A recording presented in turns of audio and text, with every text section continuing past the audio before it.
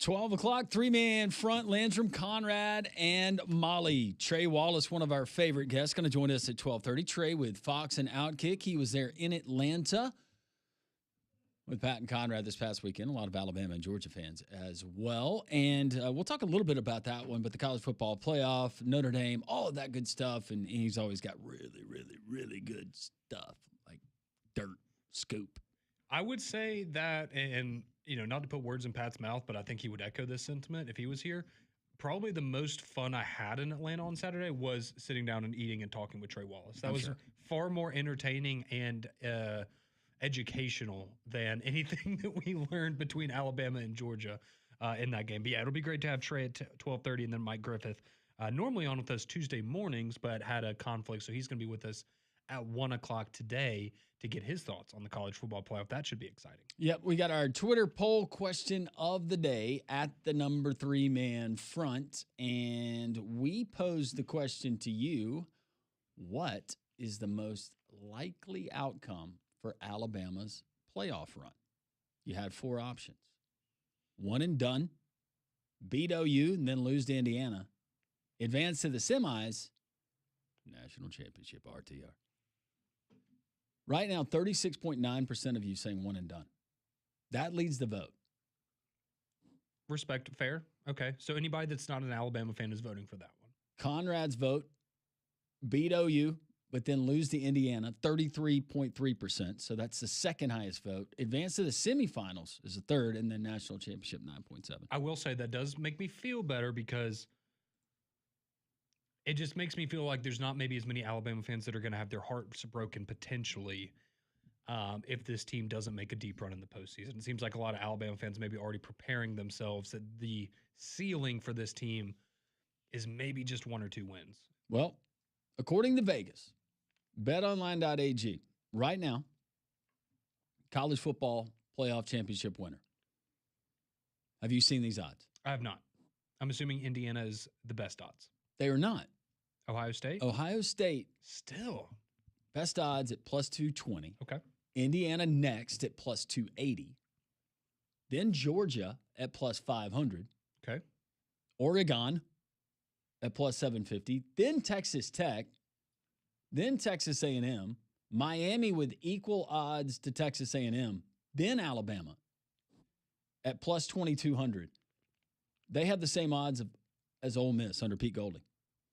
Interesting. Okay. So they have better odds than or the same odds as Ole Miss. Yep. But better odds than Oklahoma. Oh, better odds than Oklahoma. I'd say that. Plus 4,000.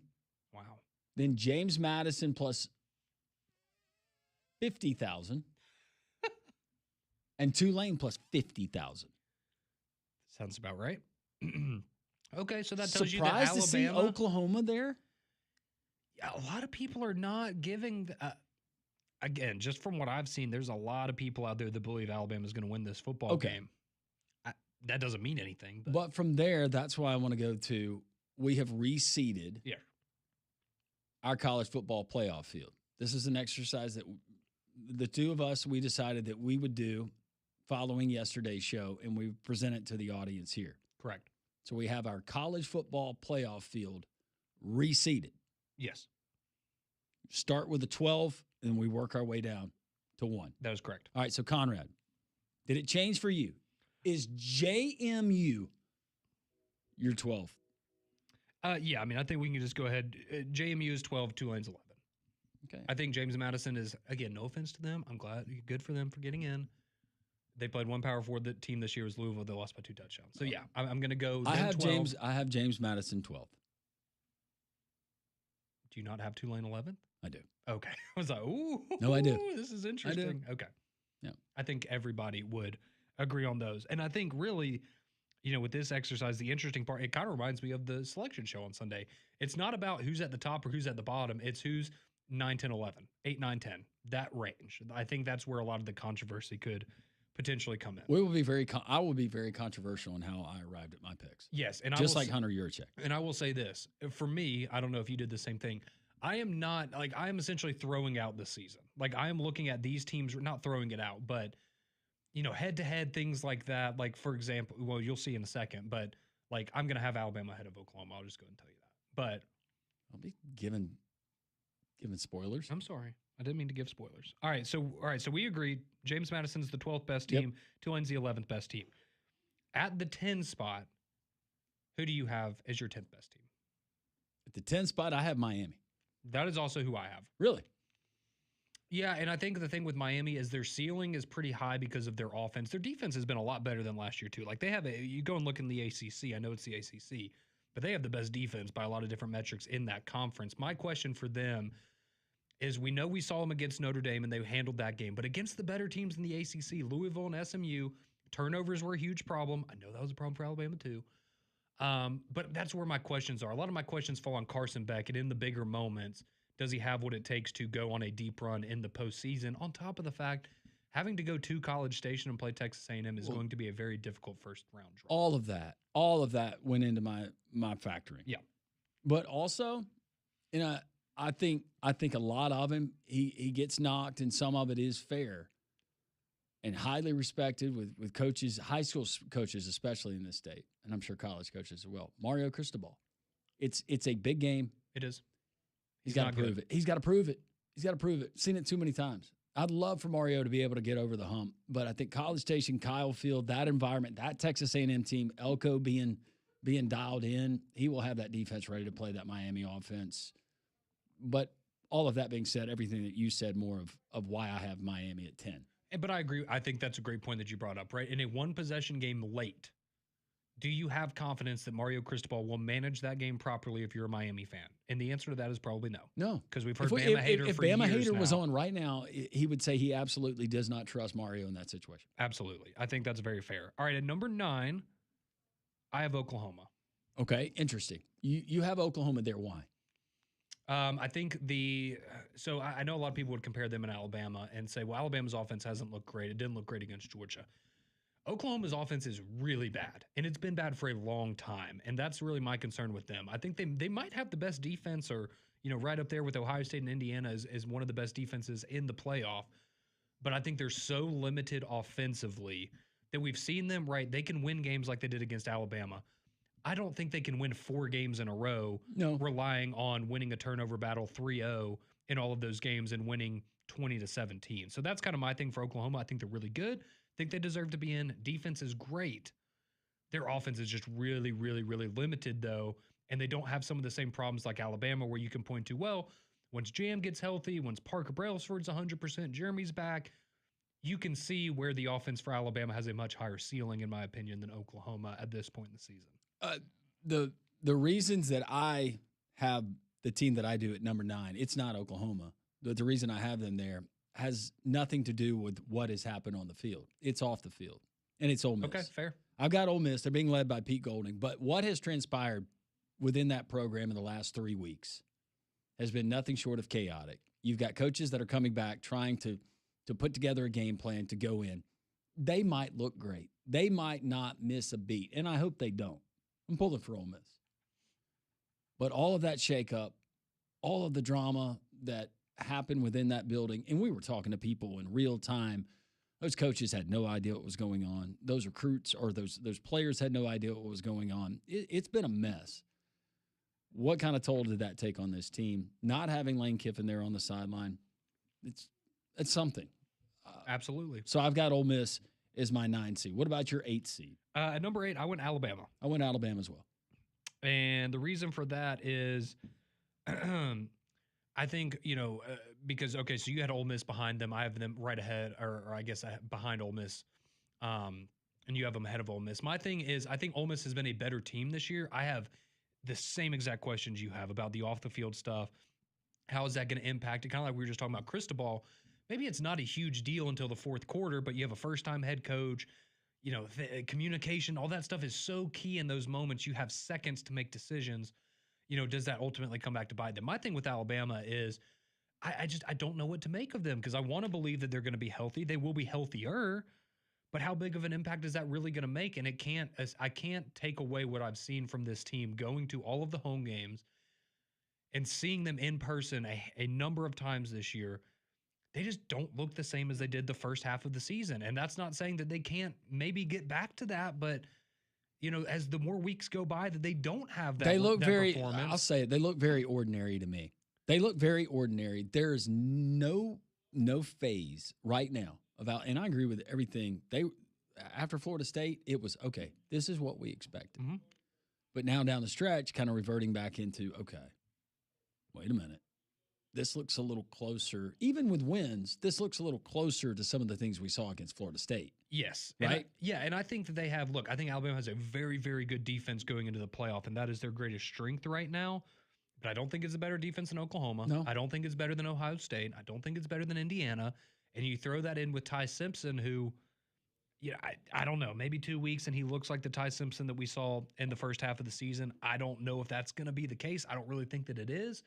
And I think that really limits them, similar to Oklahoma. I still think the offense is better, but it's not elite, and they're not elite defensively in the same way that some of the other teams. Their defense, I think, more prone to creating points for their offense.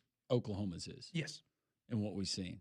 And that's why I have them ranked where they are. Number 7, I've got Oregon. Okay, number 7, you got Oregon. I have Ole Miss. Okay. And again, for me, for Ole Miss, it echoes all the things that you said. And what I just said, it's the off the field stuff. We know that team's really, really good, but we just got to see how that plays out. So Oregon, for you, why are they maybe lower than a lot of other people would have them? Is it just because they haven't really had to play anybody that difficult this year? Yeah, I mean, I saw them go head to head against a very good Indiana team, but Oregon, there's a factor in playing in Autzen and going out to Eugene, and I saw them go toe to toe with your Big Ten champion, and Indiana beat them like they wanted to, right? Yeah, absolutely. And it's more based on that. I think that this is a good team. It's a team that's worthy of being in the college football playoff, but not one that I think we see in a championship game. It's not a team that I view as national championship contender. Okay, so I'm glad you brought that up. So all of the teams that we've gone through, so we've gone through 12, 11, 10, 9, 8, 7. You don't think any of those teams can win a national championship? Because I do not. All the teams that I've listed so far, those are the teams that I do not view as being. I do not see them winning the entire thing. Yeah, I mean, you phrased it that way. Do I think that Tulane or James Madison? No. No. Miami, no.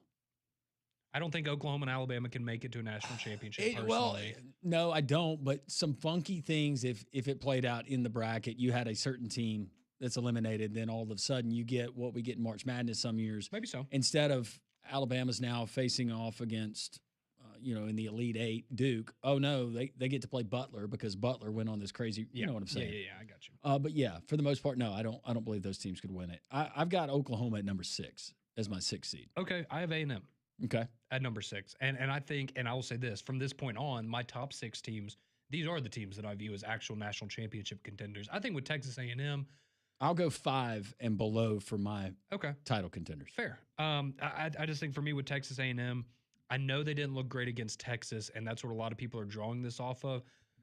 They've looked really, really good at times this year, but a lot of it's going to come down to Marcel Reed, right? If Marcel Reed can be consistent and not turn the ball over, they're going to have a chance. They've got great receivers, great running backs, a really good defense. It's just a lot of it's going to come down to Marcel Reed. And let's be honest, there's a lot of people that after they lost to Texas went, oh, well, here's the Texas A&M of old, right? They're going to go and they're going to, start off 11-0 and then putter out at the end of the season. Maybe they will, maybe they won't. But I have them right there in the middle at number 6. And I think them having a home game, that sets up well for them to advance to the next round. I've got Texas A&M my 5 seed. Okay. For the same reasons as you just mentioned, just got them a tick above Oklahoma and Oregon. How about your 5? My 5 is Oregon. Your 5's Oregon. Okay. Yes. And now the top 4, obviously we're going to have the same top 4, maybe in a different order, but. I've got Texas Tech as my 4. Yep. Me too. I've got Ohio State as my 3. Yep. Georgia as your SEC champion is 2, and then Indiana, until we see otherwise, my number 1. That is exactly what I have. And I will say, because I know a lot of people, Ohio State is obviously ranked ahead of Georgia now. I don't know how you see this, because I said last week I thought Ohio State was the best team in the country and, was my pick to win a national championship. And they very well may still do that. I thought Indiana was the best team. Ohio State was the more talented team. And for some reason, I got cold feet with our picks, and I went Ohio State. I went chalk, but Indiana did. That was the ultimate coin flip type of a game, though, because you knew they were both juggernauts and somebody was going to have to win. But I guess for me with Ohio State, it was a little bit of that first time maybe that you saw Julian Sayin since the Texas game look a little uncomfortable. going up against a very, very good defense. So if they can bounce back from that, maybe it might be like last year where you go, hey, losing that game to Indiana is what propelled us to winning a national championship because we saw our flaws and we were able to improve upon those things. But until the time being, I mean, Georgia's only loss is by 3 points at home to Alabama. And I'll put my hand up and say it. Georgia should have won that game. They had multiple opportunities. The Alabama made great plays. You had a 50-yard touchdown that was dropped by Georgia. You had that questionable 4th-and-1 play that was blown up by LT Overton. They had opportunities to win that game. I think they are clearly number 2 right behind Indiana. And I wouldn't be surprised at all if you see them in a national championship game and maybe even hoisting the trophy at the end of the season. But I think until proven otherwise, Indiana has to be number 1. Is your nightmare Final Four, we'll call it semifinals, finals field, is it the way that they're listed right now, 1 through 4, as a college football fan? You mean just having the top 4 seeds all advance? Yeah. It wouldn't be super exciting, but it would be cool to see some of the matchups that, we've been wanting to see, I guess, all seeing season Georgia long. and Ohio State with a chance to. Because Indiana and Ohio State are not on the same side of the bracket, I'm okay with it because I really wouldn't want to see that again as a semifinal. If we're going to see it again, I want it to be the actual national championship. So it's fine. I mean, obviously, I would like to have another 2 SEC teams maybe in the Final Four and 2 Big Ten teams. But if chalk holds and it's the top 4 seeds, I think we'll get some really great matchups. I think Georgia's got a great chance to do it. They do, absolutely. They are kind of an under the radar Georgia team because there were some thoughts, and I might have been in that camp where this was the particular year that I saw Georgia maybe coming back down to earth just a little bit. Yep, and here they are. Where 9-3 regular season wasn't out of the question. But what they have going for him, and I think he's been underrated, doesn't get enough credit for what he does. He's not a game manager. He can make good throws, big throws, and he's tough as nails. He showed that last year. Gunnar Stockton. Gunnar Stockton is a quarterback. He's a guy who's just going to make plays. Even if he's out there and his leg is hanging off, he is going to give it everything he's got. Yeah. I want that as my quarterback. He reminds me a lot of what Notre Dame had at their quarterback last year. I was about to say, I would say him, Haynes King, Riley Leonard, they're all kind of that same mold of, maybe you don't look at them as the prototypical NFL kind of quarterback, but if I'm a college coach, what do you need me to do? That's the dude that I want under center for my team. Yeah, and I think the thing with Georgia that's so impressive is they have a lot of young guys that early in the year, right, their pass rush wasn't quite what it was. The secondary wasn't quite what we're used to it being. But now those guys have played an entire year of college football, and you're seeing Georgia play their very best at the right time. And that's what this comes down to a lot of the times, right, is who can get hot at the right time. And Georgia certainly put themselves in a really good spot. We have reseeded our college football playoff field. We're going to hear from you. A lot of your texts coming in. We'll get to those. Trey Wallace at the bottom of the hour. 3-man front continues.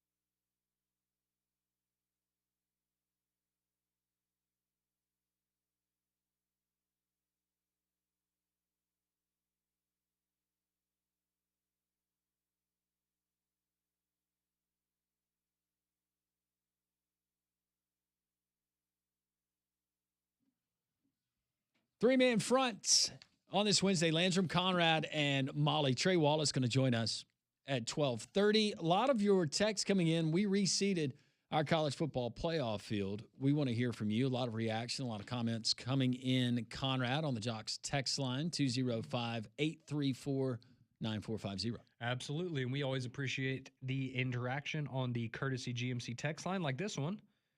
It rolls in from Dustin. It says, call me crazy, but I think Vanderbilt would take Oregon and Texas Tech to the woodshed. Roll Tide. And again, look, I think Vanderbilt's a very good team. I think they would be competitive in those matchups. I do not think that Vanderbilt is head and shoulders above, honestly, any team in the playoff that's not James Madison or Tulane. That's just my opinion. I think they're a very good team, but I think we're also talking about a lot of other very good teams. They're a very, very good team. I think they have a really good coaching staff. And I think where in areas where Vanderbilt maybe falls short, doesn't stack up, they do a good job of mitigating a lot of that. No, they absolutely do. With the X's and O's and certain things that they do and taking you out of things that you do well. And my thing with Vanderbilt, again, is the reason they're not in the playoff is they had a great season, but they had two big games, Texas and Alabama. They lost both of them. Yep. So, again, that's where I go, okay, well, they showed when they were playing against the teams that are in the conversation for a playoff, they came up short. Doesn't mean they would again, but, you know. And guess what? Their coach owned it, said we failed. We had two chances to solidify our berth. We didn't get it done. Yep. He didn't pull the Pete Vavakwa. No. It's never going to be easy for me to say Bavakwa. No, Clark Lee handled it the right way, and we appreciate him for that. This text rolling in says, one thing with Alabama getting in, this will now be the second year in a row they have to end a season with 4 losses. That is correct. That is correct. You feel a lot better about getting that 4th loss in the playoff than the ReliaQuest Bowl against Michigan, though. I would think. 19-8 in 2 years, that would be the record? Mm-hmm. Correct. If they don't win? That would be correct. Let's see. Conrad Van Chaos chimes in. He says, I'm putting a little bit down on Alabama plus 2,200. That's a no-brainer value-wise. Okay. Some Alabama fans still confident that they're going to find a way to turn it around in the postseason. This one says, why didn't the committee flip Ole Miss and Texas A&M to flip the double rematch? I'm going to assume that they put Ole Miss ahead of Texas A&M. This is the only reason I can think of because the metrics favored A&M. Texas lost to Texas by 10. Ole Miss lost to the eventual SEC champions in Georgia. I would think that would be the one thing is they've said Ole Miss's loss is better than Texas A&M's, and they didn't lose the last week of the season. I would think that's the reasoning. Ole Miss beat Oklahoma on the road. That's why they would be ahead of Oklahoma. Ahead of Oklahoma. Yeah, that makes sense. Yeah, I would just I think it goes back to trying the to guess better loss. Where the committee came from, it's always dangerous. But I did see some people that had the idea or the sentiment of, well, if they just put in whoever they want at the end anyways, why does it matter if they re-rank the teams? Because people didn't want to see Alabama, Oklahoma again.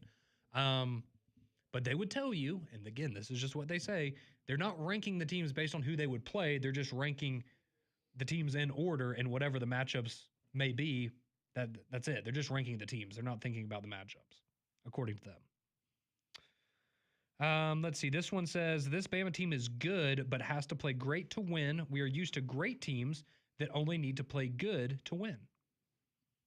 I think that's I like that. Pretty solid. I also thought it was interesting. Somebody brought this up to me the other day. When you think about Alabama, isn't it interesting that, in all the previous years when you've had an argument over Alabama, a lot of the times you would have gone to, well, okay, maybe this team has a better resume, but if you just look at the eye test for Alabama, they should be one of the 4 best teams. They have the most talented roster. They're this, that, the other. And this year was flip-flopped. It wasn't Alabama, well, look at how they play. They're the best team. It was maybe don't look at how they play, but just look at the resume. And kind of interesting how that flip-flopped, and this time it worked in Alabama's favor. Let's see this one. Okay, see this text rolls in and says, I'm an Auburn fan, but I genuinely think that Alabama could win the whole thing. Maybe so. I don't see it. I see Alabama winning a couple of games. I mean, if they go out there and look like the team of old against Oklahoma, I mean, we're having a different conversation. But again, it's a lot of things would have to be different for it to look that way, I think. Let's see. This one says, can Ty Simpson just run the play that's called instead of always, or at least looking like he's always changing things at the line of scrimmage? That would be a Ryan Grubb question. And I know Nick Saban said that, I guess he was kind of critical of that, saying maybe he thinks Ty does a little too much or is a little too active at the line of scrimmage. It worked for him earlier in the year, and now, not so much. So you're going to get criticism for it. Nick from Prattville says, Alabama should have been bumped back to the 12 seed and played Oregon, just saying. Well, that wasn't going to happen because they were going to have the group of 5 teams there in the back, but I get what you're saying. If you're saying they're the least deserving of all the teams, then sure. If we go to 16, 17, 18, or 9, or if we expand to 16, then teams 17, 18, and 19 will just complain about their cases. I don't think ever solving this will be easy. And you're right. That will happen. But again, I brought it up yesterday. It'll happen, but less of us will care. I was about to say, are we really going to be arguing about why Arizona should be in a playoff over Michigan? Texas A&M, Buzz Williams went in basketball and gave us a 15-minute dissertation on why Texas A&M should be in, but we didn't spend 4 days talking about it. We still laugh about it, and I bring it up from time to time. Yeah. No, this always a great memory there with Buzz. Cody texted, and he says, as long as these 2 things happen, Alabama will win it all. Conrad doesn't go to any of the playoff games, and they play like they did in the middle of the season. You know what? I would say that would be a great recipe for Alabama to win a national championship. Sounds like a winner. I can tell you I will not be at any of the games. I cannot tell you that they will start looking like the Alabama team of 2 months ago. Yeah, you're not allowed unless it's a home game. Correct. And I'm not. Bad memories driving to Norman. I'm not doing that again. I don't blame you. But we appreciate you texting in 205-834-9450. I would ride a train the next time you go. Yeah, maybe so. Or maybe a plane. Have you ever ridden a train? Maybe I could walk. Other than the one at the zoo? Yes, I have. I have too. Have you? In Europe, that's how you travel. Oh, yes. Sorry not to get all hoity-toity, but yes, I've been on a train. Okay. But we appreciate your text. Did You it can go to continue to Hogwarts? chime in on the Courtesy GMC text line. No, but I wish it did. I just kept running into that wall at the train station. I never went through it. You never could go through it? Never could get through it. You got to be bold. You got to believe that you're going to be able to do it. That's right. That's your problem. Trey Wallace, Outkick, joins us next.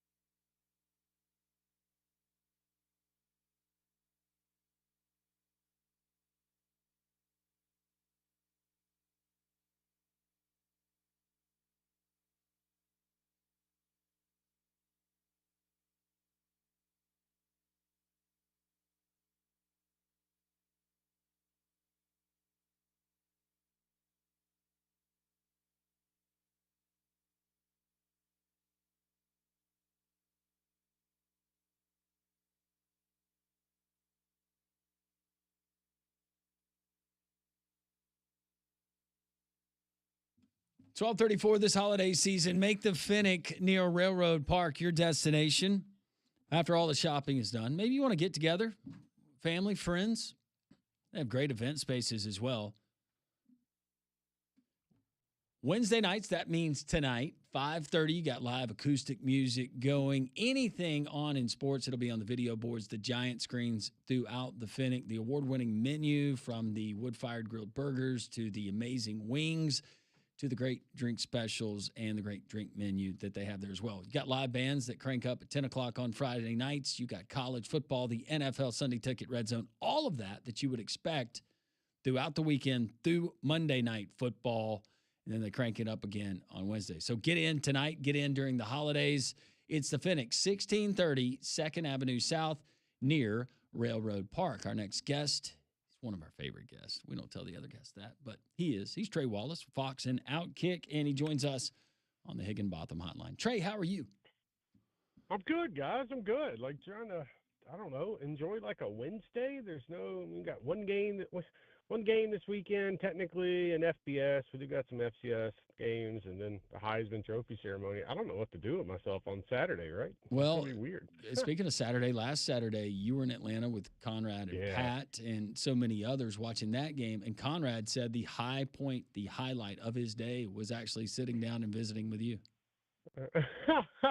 we had a really good conversation sitting there in the press box having a little bit of barbecue, and it was, the game stunk. It happens, but we knew that there was going to be some controversy that came out of it, and Alabama fans were freaking out for about 13 hours on Saturday night. Yeah, that's how it went. So, based on, some of the things we were talking about before the game, Trey, we essentially had laid out in our conversation what had to happen for Alabama to be left out of the playoff. And then we watched the game on Saturday, and it honestly seemed like that scenario had played itself out at Mercedes-Benz. So how surprised were you then on Sunday, or maybe in the hours leading from the end of the game to the actual selections being announced, that Alabama, not only did they make the field, but they didn't get punished at all for that 21-point blowout loss to Georgia? Yeah, and I remember our conversation because I said, look, if there's going to be a risk for Alabama, they'd have to lose by 3 scores. Yep. And, it turns out, whatever, the late touchdown, that's fine.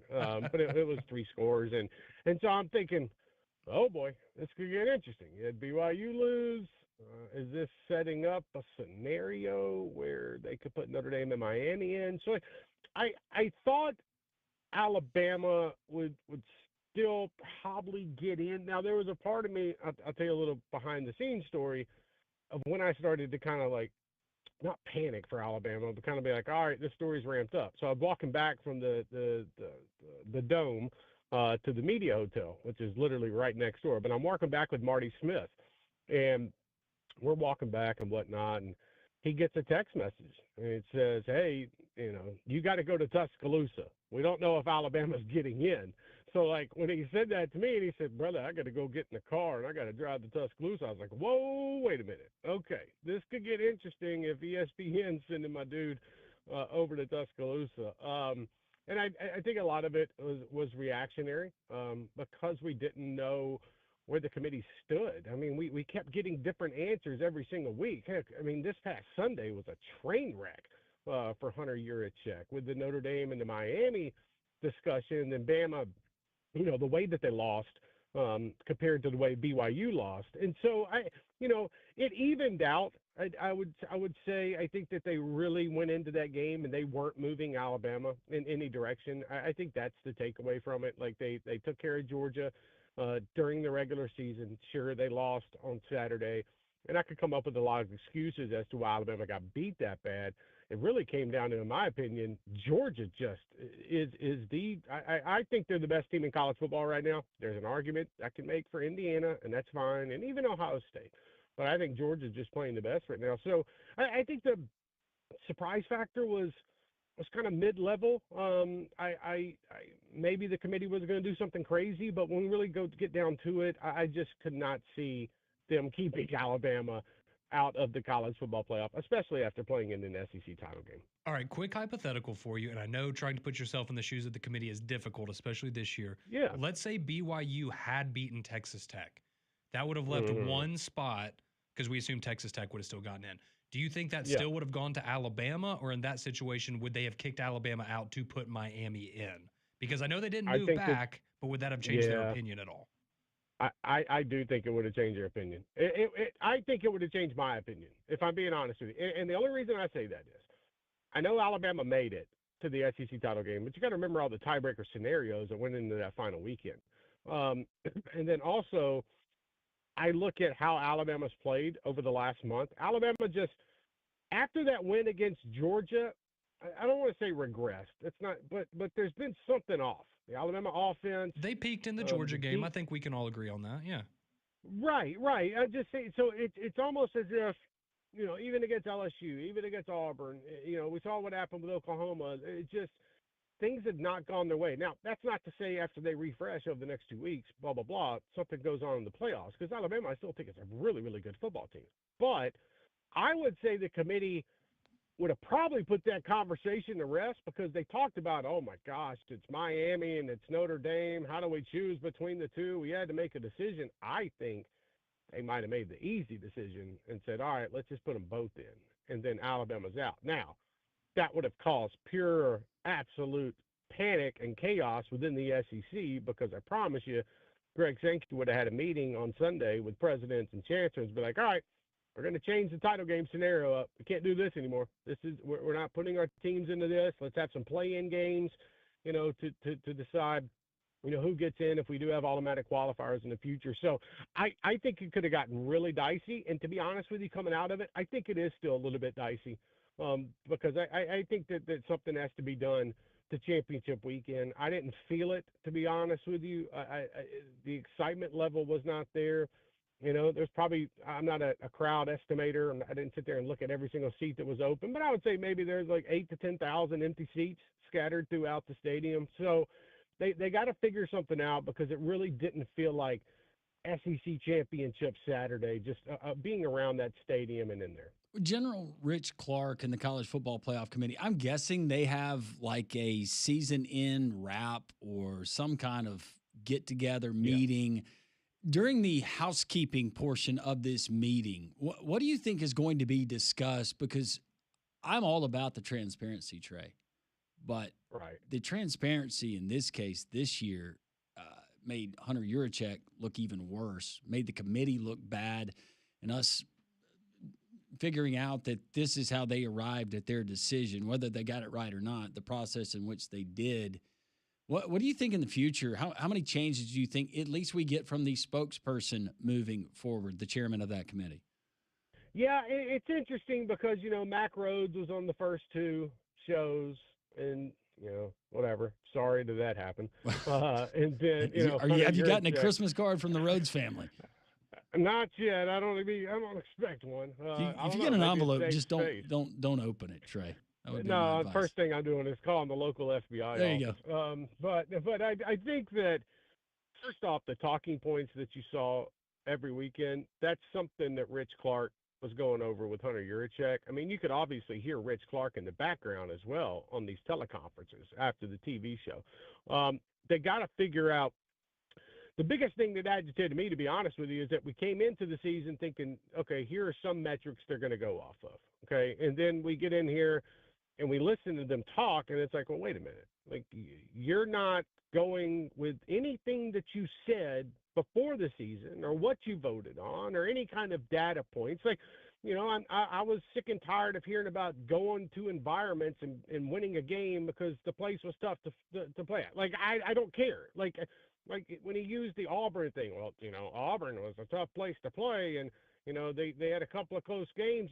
Vanderbilt came in here, and I'm like, wait a minute, that game was in Nashville. What are you talking about? Like, and even when they cited, Oregon's win over Penn State, they were like, well, we know Penn State's not that good of a team, but Oregon went into a hostile environment. It's like, you can't keep having these things both ways. And I think also the interesting fact is with Notre Dame, Miami, like, I understand the magnitude of that, but you had Miami so far back, and rightfully so, don't get me wrong, but they kept creeping up, and you wanted to act like that Miami-Notre Dame situation was not going to be something that was going to come down to the final Sunday if everything played out, and it did, but you tried to keep that on the back burner. So, like, the thing is, like, I understand Notre Dame's aggravation. I get it. I respect it.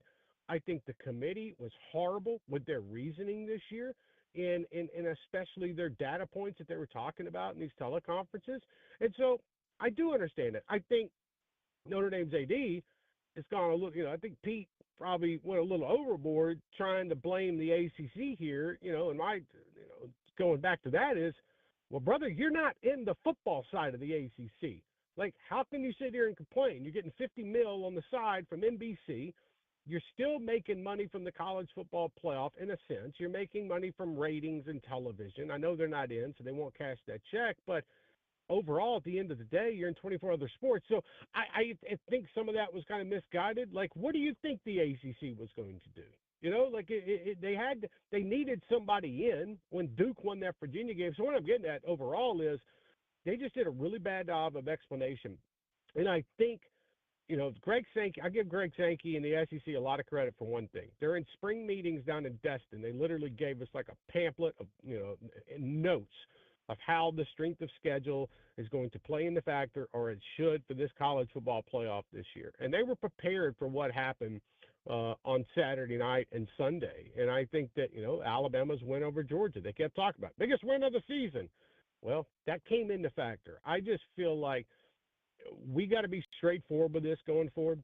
No more data points like they want to discuss. And also get rid of these stupid television shows that are on for 4.5, 5 weeks. We don't need it. If you want to have one to start the process, and then we have one on the Sunday to end the process, that's fine. But what happens is you get all the fans and the schools out there, and they look at this AP vote every single Sunday that comes out, and they think that should be the direct correlation to the CFP. And I just got news for it. It doesn't work like that. And so I think that's where I think the expectations got a little bit out of hand. And I'm not saying for the Notre Dame side, because Notre Dame was ranked where they were, and then all of a sudden, kaboom, they were gone because they finally said, oh, yeah, by the way, Miami won that game. They're in. It's like, come on, guys. Trey Wallace from Fox and Outkick joining us for a couple more moments here on Three Man Front. We always appreciate Trey joining us on Wednesdays here. So we'll have plenty of time next week to kind of dive in to the first round matchups and who your favorite is to win the national championship, all that good stuff. But I did want to ask just right now. James Madison. That's what I thought. Yes! I took you for a Tulane guy, Trey, but I'm glad to know that you're really a JMU guy. But I did just want to ask, when you look at the bracket now, what is the first round game that excites you the most a week and a half out? Which game are you just, man, I really wish that game was this Saturday. I can't wait to put my eyes on that one. Yeah, so I've already made the decision. We have to, in this business, we have to figure out where we're going because of travel and all that good stuff and money that the company doesn't want us to spend. Look, from a storyline standpoint, I think there's one game that is going to drive the storyline, and that's in Oxford, Mississippi. It's what does Ole Miss do? Life without Lane Kiffin, Pete Golding, and at the same time, John Summerall, the current Florida Gators coach, but also the current Tulane coach. I know what happened earlier in the season with that game. I expect Tulane to play a lot better, and I expect Ole Miss to come out with their hair on fire, and they're going to play good. So, that game is going to be one that I cover because of the story. I will say I think the Miami-Texas A&M game is probably going to be better. And it doesn't help that game is at noon. I don't know what in the world ESPN was doing by having Alabama and Oklahoma at night on Friday at 8 o'clock, and then you turn around and you had that game at 12 o'clock between Texas A&M and Miami. Why not? I understand the NFL's playing that night on Saturday, and you probably don't want to go up ahead against them on ESPN, but I felt that was a little weird. I don't expect much out of Oregon, James Madison. No disrespect to James Madison. Oregon defense is so good. And then at the same time, the Texas A&M Miami game, I've seen Miami play good this year. I've also seen them play really bad. And so can Miami go in there, in an afternoon game and maybe catch Texas A&M a little sleeping? I don't know. I don't even know if that's the right way to put it. But overall, entertainment-wise, folks are going to be tuning in that Friday night game between Alabama and Oklahoma, because if Bama does not get this thing figured out over the next 2 weeks, it's going to be a very, very long offseason in Tuscaloosa if they go out there and they lose to Oklahoma again, and especially if the offense is not clicking. So that one to me, probably the most entertaining factor because of maybe the outcome. I think storyline wise, it's going to be what John Summerall and Tulane does against Ole Miss and the Lane Kiffin fallout. But probably best game of the day, probably Texas A&M Miami. Yeah, I think we're all with you. At least one win in the playoff that could help Kalen DeMoore greatly in the offseason. Yes, he can't go out there and lose to Oklahoma. I'm sorry. Oklahoma is a good defensive football team, but that offense has been sputtering just as much as Alabama's offense over the last month. Like they just have. And if you can't put it together, and Ryan Williams has 2 receptions for 30 yards, and the offense, I'm just Kalen DeBoer might get home to Tuscaloosa and realize, oh, dang it, that Penn State job was filled. I got to stay here for another year. And I'm joking, folks. Don't go crazy on social media with that. But what I am saying is, do changes have to happen because of one season? And so that to me is what makes that game so intriguing. And I think this is going to be the litmus test for Alabama, because if you make it to the Rose Bowl against Indiana, cool. That great. You won that game. Go to the Rose Bowl. Alabama, Indiana, going to be a crazy environment, but man, you better get out of Norman with a win. Trey, we always appreciate it. Great visit. Thank you so much. Have a wonderful weekend, maybe a lighter weekend for you, and we'll talk to you next week. Thank you, guys. Look forward to it. Have a good week. Thank you, Trey. As well. Trey Wallace joining us on 3-Man Front.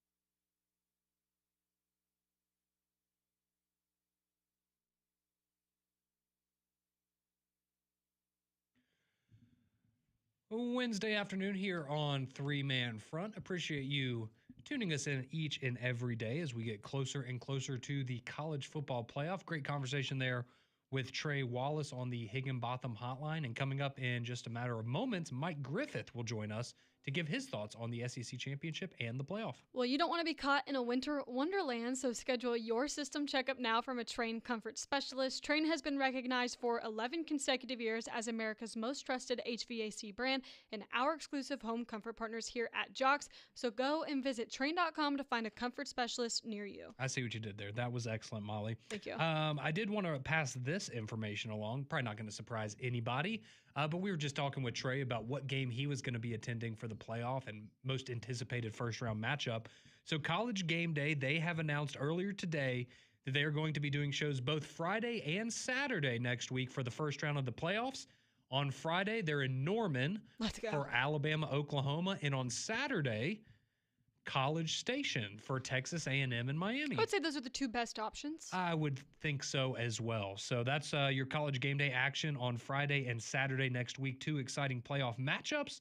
And, of course, showing the SEC a little love there from College Game Day. Well, one more hour of the show left to go. Mike Griffith, what are his thoughts on the Georgia Bulldogs heading into the playoff? And was he shocked that Alabama wasn't punished for their 21-point loss